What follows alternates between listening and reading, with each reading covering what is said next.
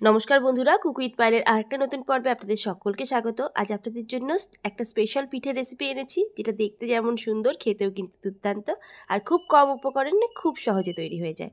তো এর জন্য 1 কাপ পরিমাণ ময়দা, তাতে একটুখানি কালো জিরে নিয়েছি আর 1 চামচ ঘি নিয়েছি।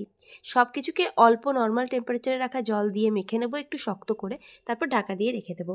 এখানে কালো জিরের পরিবর্তে আপনারা চাইলে জোয়ান অথবা মৌরি একটু ভেঙে দিতে পারেন।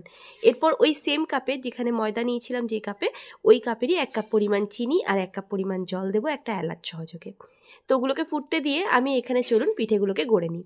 তো ডোয়ের থেকে একটু করে করে অংশ নিয়ে আমি এইভাবে পিঠেগুলোকে গড়ে নিচ্ছি। দেখুন, দেখতে খুবই সুন্দর লাগে এই পিঠেগুলোকে, আর খেতেও দুর্দান্ত হয়।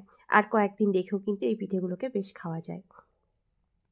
তো এই দেখুন, ডোয়ের একটা করে করে অংশ আমি একটুখানি করে নিয়ে তারপরে একটু লম্বা করে দিয়ে মাঝখানটা জাস্ট চামচের পেছনের অংশ দিয়ে চেপে দিচ্ছি। তাহলেই কিন্তু এরকম হার্টের মতো একটা শেপ চলে আসবে। আর সাইডগুলোকে এরকমভাবে একটু দাগ করে দিচ্ছি, যাতে দেখতে জিনিসটা আরও ভালো হয়।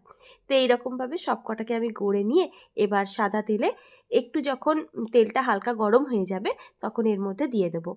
একেবারে ধোয়া ওঠা গরম তেলে কিন্তু এটা দিলে চলবে না। তারপরে এটাকে এরকমভাবে আমি ভেজে নিচ্ছি।